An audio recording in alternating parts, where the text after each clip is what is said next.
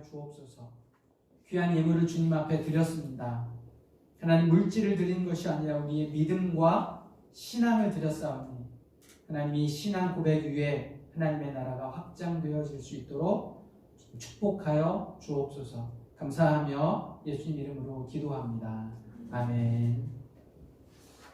오늘 말씀은 히브리서 11장 12장 1절부터 3절입니다.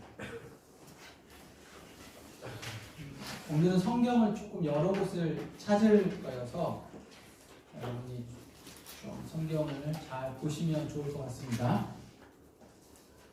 히브리서 12장 1절부터 3절까지입니다. 한 목소리로 같이 합독하겠습니다. 이러므로 우리에게 구름같이 둘러싼 허다한 증인들이 있으니 모든 무거운 것과 얽매이기 쉬운 죄를 벗어버리고 인내로서 우리 앞에 당한 경주를 하며 믿음의 주요 또 운전하게 하시는 이인 예수를 바라보자. 그는 그 앞에 있는 기쁨을 위하여 십자가를 참으사 부끄러움을 개의치 아니하시더니 하나님 보좌 우편에 앉으셨느니라. 너희가 피곤하여 낙심하지 않기 위하여 죄인들이 이같이 자기의 거역한 일을 참으신 일을 생각하라. 아멘. 지난 시간에 히브리서 11장을 통해 하나님께서 우리를 위하여 더 좋은 것을 예비하셨다라고 말씀을 나누었습니다. 더 좋은 게 뭐죠? 그렇죠. 복음이고 예수 그리스도입니다. 우리는 믿음의 선조들은 증거로 얻었지만 약속을 받지 못한 그 약속인 복음과 예수 그리스도를 받았습니다. 어떻게 받았을까요? 은혜로 받았습니다. 예수 그리스도의 생명을 은혜로 받은 우리가 어떻게 이제 살아야 하는지 히브리서 12장 13장을 통해 여러분과 함께 말씀을 나누겠습니다. 히브리서는요 12장을 기점으로 앞과 뒤가 완벽하게 변화되어져 갑니다. 문맥의 성격이 달라지는데 1장부터 10장까지는 히브리서의 독자가 되는 여러 유대 그리스도인들에게 유대교보다 기독교가, 율법보다 복음이, 행함보다 믿음이 더 나은 것을 여러 가지로 설명해 줍니다. 그리고 11장에는 정말 그 믿음대로 살았던, 믿음대로 하나님 앞에 나아갔던 선조들의 역사에 대해서 쭉 기록하고 있습니다. 여러 가지 이유로 힘겹게 믿음을 지켜갔던 그들에게 소망과 격려가 되는, 그러니까 어머니와 같은 따뜻한 말씀이 히브리서 1장부터 11장까지예요. 그런데 이제 12장에 오면 운명적인 상황이 좀 바뀝니다. 여러 가지 강한 단어들, 표현들이 사용되어집니다. 여러분 12장 5절을 보면 이게 어떤 단어가 나오냐면 징계라는 단어가 나옵니다. 6절에도 보면 주께서 그 사랑하는 자를 징계하시고 7절에도 보면 너희가 참음은 징계를 받기 위함이라.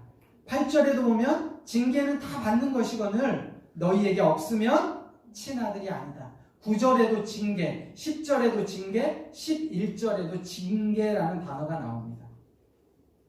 그리고 1장부터 11장까지 제가 쭉 찾아봤어요. 명령형 동사가 1장부터 11장까지는 3번 나오거든요. 헬라어 원어에. 그런데 12장에만 8번 나와요. 13장은요 16번 나와요. 여러분 13장은 25절로 이루어져 있는데 명령형 동사가 16번이나 나온다는 이야기입니다. 아버지와 같이 단호하고 분명하고 엄한 말씀들이 12장, 13장에 나와요. 왜 히브리 기자가 이렇게 앞과는 다른 성격의 내용을 기록하고 있을까? 그건 우리가 앞에 살펴봤던 히브리서 5장 12절부터 14절에 보면 언제까지나 말씀의 초보에 머물러 있겠느냐라고 얘기를 합니다. 그리고 단단한 음식은 못 먹고 젖이나 먹어야 할 자로 계속 남아있는 그들을 어떻게 해요? 권면하시는 거예요. 너희가 언제까지 단단한 음식은 못 먹고 젖만 먹을 겁니다. 그래서 1장부터 1장부터 11장까지는 어머니처럼 이야기하지만 12장, 13장부터는 아주 단호하게 말씀하는 모습을 우리가 말씀을 통해, 큐티를 통해 살펴볼 수 있었습니다. 현실은 고난이고 어렵지. 그런데 그 어려움에서 계속 머물러 있어서는 된다, 안 된다? 안 된다. 성장해야 된다. 영적인 욕심을 내라. 너희가 지금 할 수 있는 것만 해서는 안 되고 더 하나님 앞으로 나아가야 된다. 그래서 오늘 히브리서 12장 11절, 12절, 13절 이렇게 이야기해 줍니다. 무릇 징계가 당신에는 즐거워 보이지 않고 슬퍼 보이나 후에는 그로 말미암아 연단받은 자들은 의와 평강의 열매를 맺느니라. 그러므로 피곤한 손과 연약한 무릎을 일으켜 세우고 너희 발을 위하여 곧은 길을 만들어 저는 다이로 하여금 어그러지지 않고 고침을 받게 하라 라고 말을 하고 있습니다. 이제 유대 그리스도인들은 옛 조상들처럼 믿음으로 살아야 됩니다. 그런데 이 믿음을 이야기할 때, 믿음의 삶을 산다고 할 때 믿음은 추상적이어서는 안 돼요. 관념 속에서만 있어도 안 됩니다. 이 믿음은 우리가 믿음으로 산다라고 할 때 믿음은 구체적이어야 돼요. 실제적이어야 합니다. 여러분들에게 제가 질문을 하나 할게요. 믿음은 볼 수 있을까요? 어떠세요? 믿음으로 살아야 된다라고 우리가 얘기하고 히브리 기자가 이야기합니다. 여기서 믿음을 우리가 볼 수 있을까요?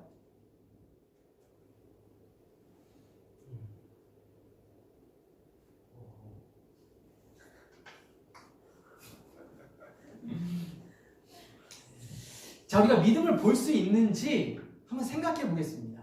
여러분 마태복음 8장 5절부터 10절을 한번 보실래요? 안 보였던 분이 보이네요. 일찍 오셨습니다. 지난주보다는. 마태복음 8장 5절에서 10절을 같이 한번 보겠습니다. 한번 눈으로 빨리 쭉 마태복음 8장 5절부터 10절이 어떤 내용인지 여러분 쭉 한번 보세요.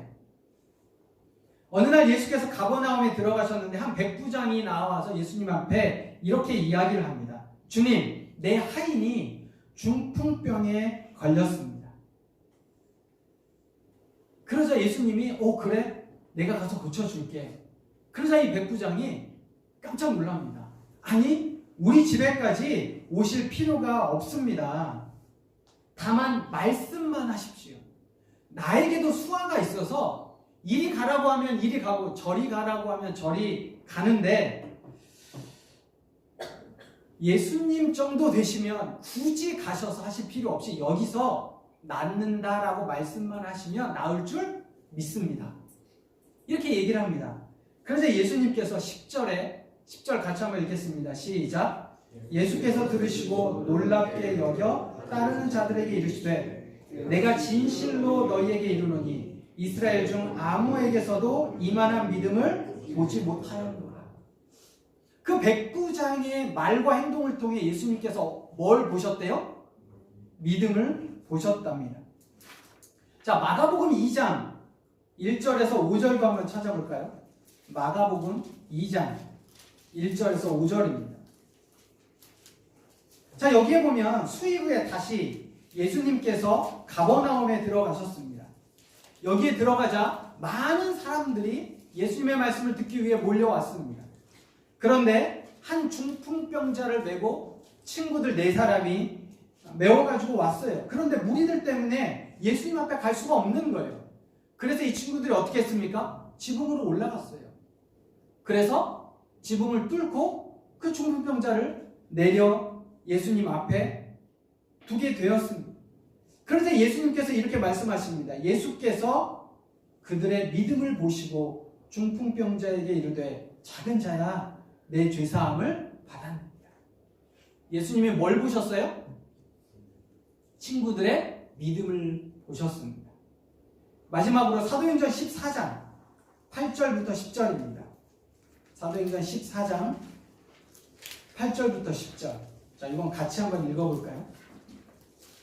사도행전 14장 8절부터 10절 같이 읽습니다. 시작. 루스드라에 발을 쓰지 못하는 한 사람이 앉아 있는데 나면서 걷지 못하게 되어 걸어본 적이 없는 자라. 바울이 말하는 것을 듣거늘 바울이 주목하여 구원받을 만한 믿음이 그에게 있는 것을 보고. 바울이 뭘 봤어요? 그에게 구원받을 만한 믿음이 있다는 것을 본 겁니다. 여러분, 믿음은 보입니다. 우리는 믿음을 볼 수 있습니다. 모든 피조물은요, 창조주가 아닌 모든 피조물은 믿음이 전제되어져 있어요. 무언가를 의지할 수밖에 없습니다. 절대자를 의지하는 것, 이게 믿음이에요.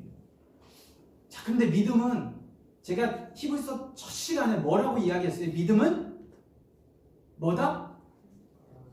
신뢰할 만한 대상을 신뢰하는 거다 라고 제가 말씀드렸어요. 그런데 의지하지 말아야 할 것, 신뢰하지 말아야 할 것, 근데 그걸 신뢰하는 이유가 뭐예요? 잘못된 믿음 때문에 그래요. 그러니까 우리 모두는 기본적으로 믿음이 있다니까요. 믿음이 없는 사람이 없어요. 왜? 우리는 다 피조물이기 때문에 그래요. 내 힘으로 다 할 수 없기 때문에 무언가를 의지하는 거예요. 이게 믿음이에요. 무언가를 바라보는 게 믿음이에요.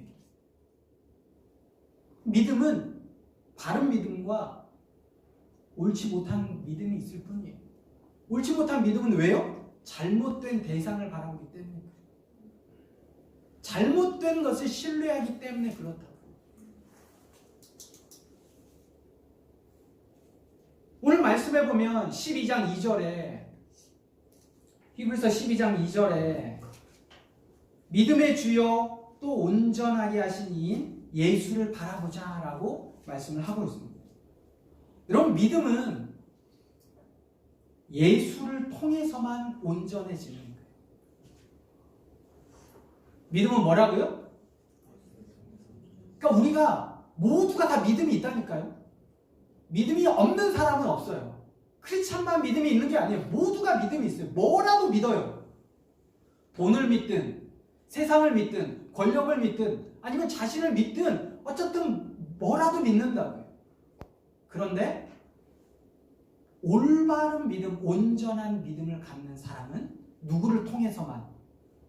예수님을 통해서만 온전한 믿음을 갖게 되는 겁니다.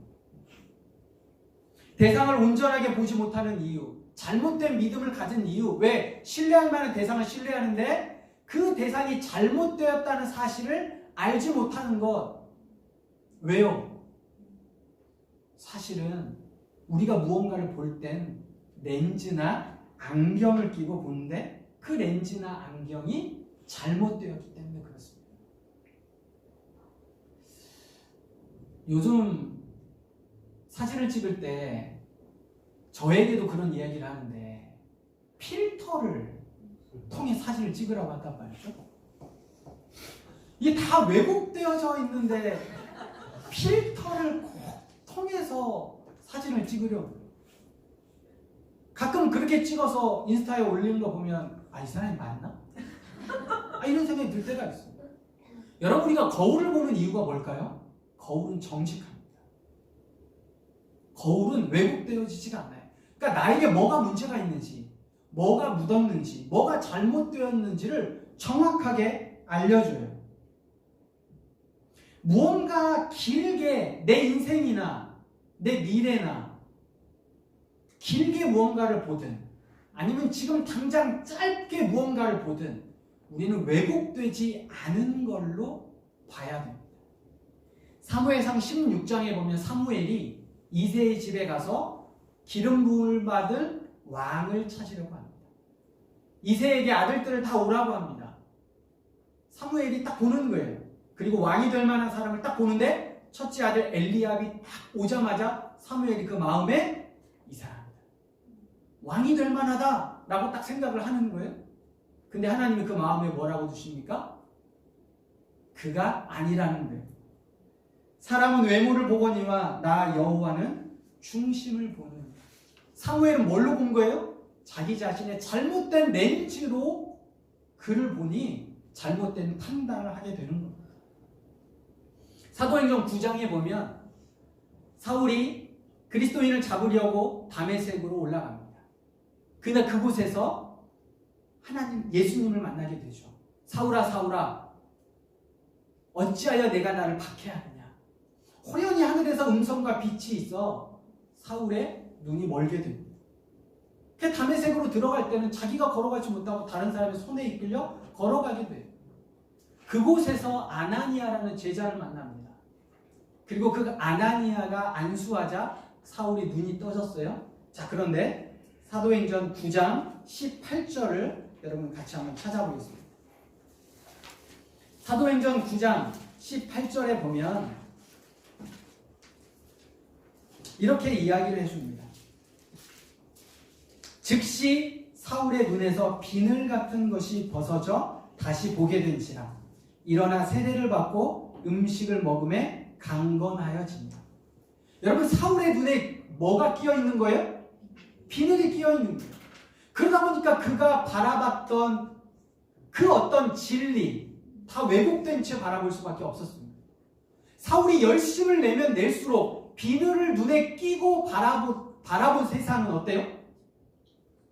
오히려 진리에서 멀어져 갑니다.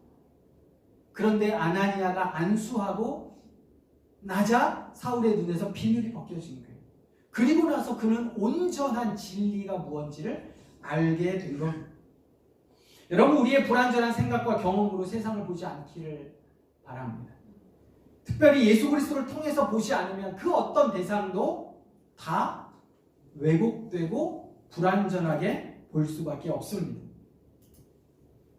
어떤 대상을 바라볼 때 그것이 정말 신뢰할 만한가? 내가 정말 바라볼 만한가? 내 눈에 무엇을 끼고 있는지를 여러분 생각하셔야 돼요. 두 번째, 믿음은 중요한 것을 구별하게 해주는 능력입니다.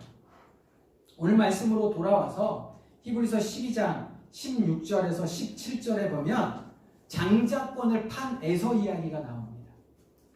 어느 날 에서가 사냥을 갔다 돌아왔는데 배가 고픈 거예요. 그런데 야곱이 뭐 하고 있어요? 팥죽을 끓이고 있어요. 사냥 갔다 돌아오면 에서가 너무 배가 고파요. 그래서 야곱에게 물어봅니다. 내가 그 팥죽 좀 먹을 수 있니? 그랬더니 야곱이 뭐라고 그래요? 형, 그럼 나에게 장자권을 팔아. 에서가 장자권을 팝니다. 뭐라고 이야기하냐면 오늘 내게 야곱이 이렇게 이야기합니다. 형의 장자 명분을 오늘 내게 팔라. 에서가 이르되 내가 죽게 되었으니 이 장자의 명분이 내게 무엇이 유익하리요?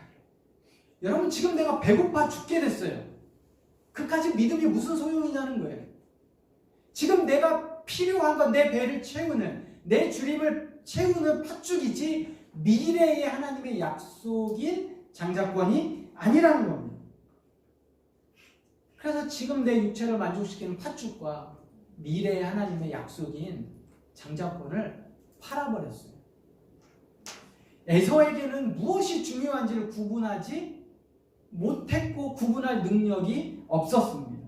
믿음의 부재예요. 18절부터 21절에 보면 시내산에서 이야기가 나옵니다.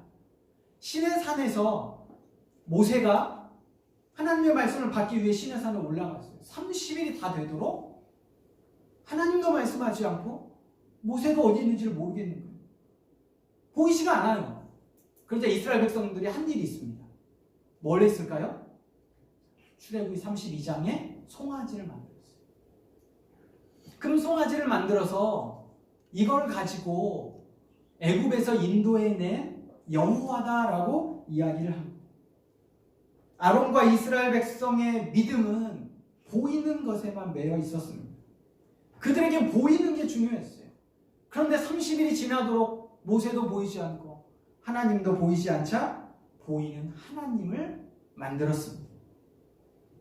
보이지 않는 하나님을 보이는 송아지의 형상으로 바꾸어 버렸습니다. 그들에게 무엇이 중요한지 전혀 알 길이 없었습니다. 무능입니다. 세 번째로 믿음은 행함을 통해 드러납니다. 히브리 기자는 오늘 13장 1절에 형제 사랑하기를 계속하고 손님 대접하기를 잊지 말라라고 이야기합니다. 그리고 3절에 보면 너희도 함께 갇힌 것 같이 갇힌 자를 생각하고 너희도 몸을 가졌은즉 학대받는 자를 생각하라 라고 이야기합니다. 여러분, 공동체 안에서 사랑하는 것 말처럼 쉽지 않아요. 오래 같이 있다 보면 형제 사랑하는 것 쉽지 않습니다. 그리고 당시에 이때는 헬라 문화권이잖아요. 그러면 헬라 문화권에서의 낯선 사람은 적으로 간주했어요. 그런데 유대 사회는 어떻죠? 나그네, 과부, 고아들을 귀하게 여기라는 거예요. 자, 원래 유대인들은 과부, 고아, 낯선 사람, 나그네는 대접해야 돼요. 그런데 그들이 지금 살고 있는 삶의 현장은 어디예요? 헬라 문화권이란 말이죠. 헬라 문화권에서는 나그네들은 모르는 사람은 적이에요. 그러다 보니 그들도 어느새 하나님의 말씀보다 삶의 모습 속에 익숙해 있는 거죠. 말씀하는 거예요, 하나님이. 너희를 다시 지금 너희가 살고 있는 세상 문화 속에, 헬라 문화 속이 아니라 하나님의 말씀 안에서 믿음을 행함으로 보이기를 요청하고 있습니다. 두 번째는 4절에 보면 모든 사람은 결혼을 귀히 여기고 침소를 더럽히지 말라. 행음하는 자들과 간음하는 자들을 하나님이 심판하시리라. 여러분, 이것도 마찬가지예요. 헬라 문화권 안에서는 쾌락주의는 결코 나쁜 게 아닙니다. 왜냐하면 우리가 알고 있는 것처럼 헬라 철학은 이데아 사상이잖아요. 영은 거룩하고 육체는 악해요. 그러니까 육체를 마음껏 쓰는 건 그들에게 별로 문제가 되지 않아요. 당연히 하나님의 말씀은 거룩함을 얘기하지만 그들이 살았던 그들 문화 속에서 거룩함은 큰 가치가 없어요. 근데 그들에게 뭘 말씀하십니까? 행함으로 말씀의 순종함과 믿음을 이야기하는 거예요. 거룩하게 살아야 하는 것을 말씀하고 있습니다. 세 번째는 5절입니다. 자, 5절은 같이 한번 읽어볼까요? 시작. 돈을 사랑하지 말고 있는 바를 족한 줄로 알라. 그가 친히 말씀하시기를 내가 결코 너희를 버리지 아니하고 너희를 떠나지 아니하리라 하셨느니라. 자, 돈을 이야기하신 다음에 그 뒤에 뭐라고 말씀하고 계세요? 내가 결코 너를 버리지 않고 너희를 떠나지 아니하리라. 당시에 돈이 있다는 건, 당시에 부하다는 거는 뭐예요? 신의 축복인 거죠. 하나님이 함께하는 거예요. 헬라 사람들이 각자 그들이 믿고 있는 신이 축복해 준 거예요. 그런데 성경은, 히브리 기자는 그렇게 말하지 않아요. 너희가 혹시 돈이 없니? 돈이 부족하니? 돈이 좀 적니? 그럼에도 불구하고 내가 너희를 떠나지 않아. 너희를 버리지 않아. 여러분, 물질이 없으면 불안합니다. 그런데 무엇을 믿느냐? 물질이냐? 아니면 하나님이냐? 너희가 너희의 삶으로 무엇을 믿는지 행함으로 보여라 라고 이야기합니다. 여러분, 믿음은 예수님을 통해 온전하여집니다. 믿음은 중요한 것이 무엇인지를 구별해 줍니다. 또 믿음은 행함으로 드러납니다. 이런 믿음의 사람 한 사람이 있습니다. 이 세 가지를 다 자기의 삶에서 드러낸 한 사람이 있습니다. 여러분, 누가복음은 누가 기록했을까요? 네? 누가복음은 누가가 기록했습니다. 자, 사도행전은 누가 기록했을까요? 사도행전도 누가가 기록했습니다. 그런데 이 누가복음과 사도행전은 사실 편지예요. 1차 수신자가 누군지 아십니까? 그러니까 누가복음과 사도행전은 누구 때문에 기록한지 아세요? 데오빌로라는 사람이에요. 자, 우리가 누가복음 1장을 같이 한번 볼까요? 누가복음 1장. 자, 누가복음 1장 1절부터 3절 같이 한번 읽을게요. 시작. 우리 중에 이루어진 사실에 대하여 처음부터 목격자와 말씀의 일꾼된 자들이 전하여 준 그대로 내력을 저술하려고 부출든 사람이 많은지라. 그 모든 일을 근원부터 자세히 미루어 살핀 나도 데오빌로 각하에게 차례대로 써 보내는 것이 좋은 줄 알았노니 라고 해서 그 데오빌로 각하에게 차례대로 써 보낸 게 누가복음입니다. 거기 데오빌로 각하에게 밑줄을 좀 그어 놓으세요. 자, 그리고 사도행전 1장 1절을 같이 보겠습니다. 사도행전 1장 1절입니다.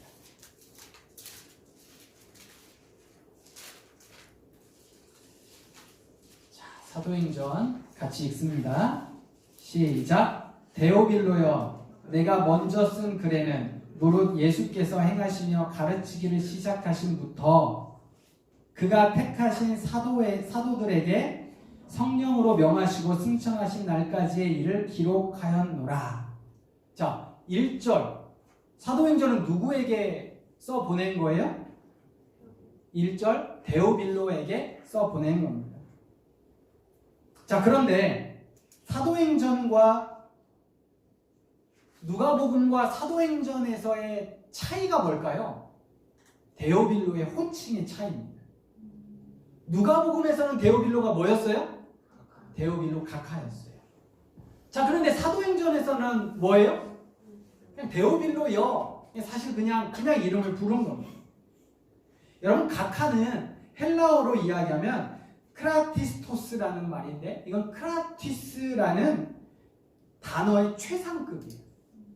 그래서 이 각하, 크라티스토스라는 말은 가장 고귀한, 가장 영예로운, 가장 훌륭한이라는 뜻이에요. 이 각하라는 표현은 누구에게 썼냐면 유대 총독에게 썼던 표현이 각하라는 표현입니다. 자, 그런데 누가복음에서는 데오빌로 각하였는데 왜 사도행전에서는 데오빌로여 이랬을까요? 왜 호칭이 변했을까요?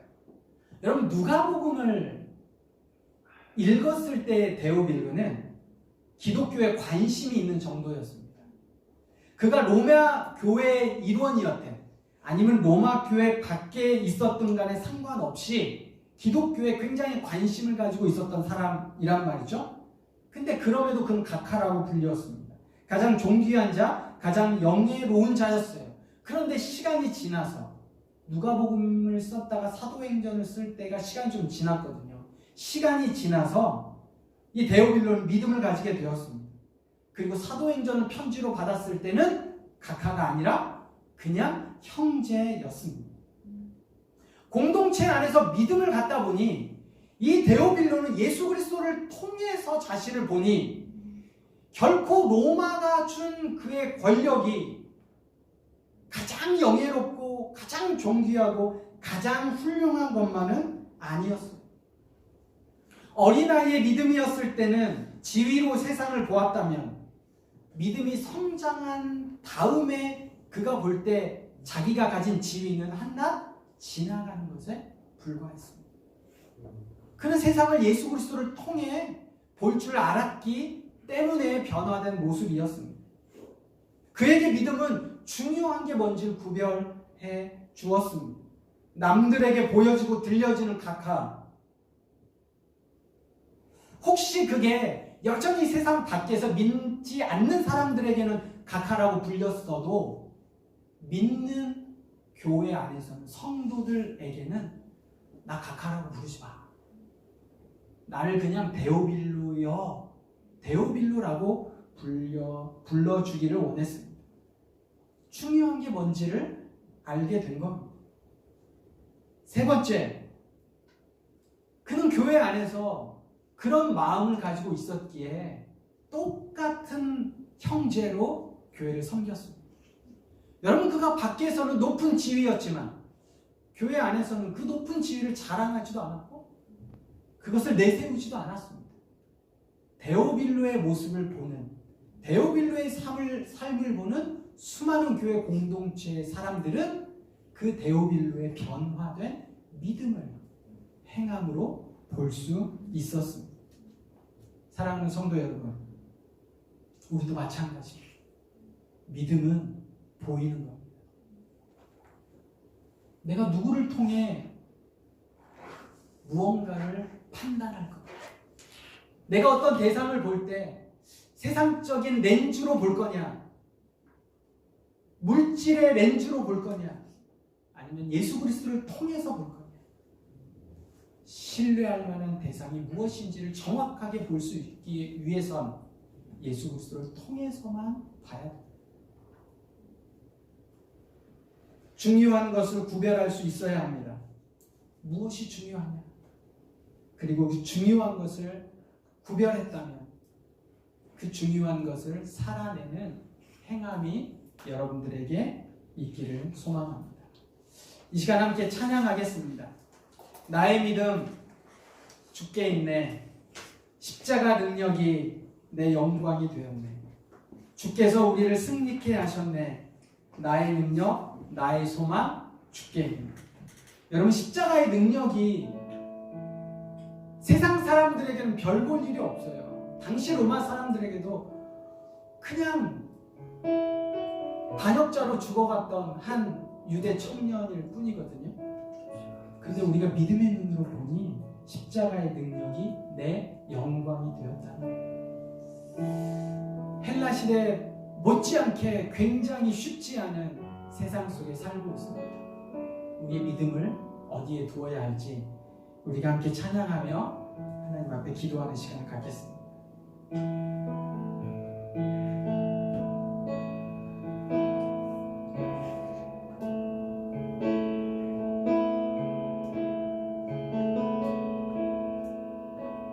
나의 믿음 주께 있네. 제가 어떻게 들어가야 되는지 모르겠어요.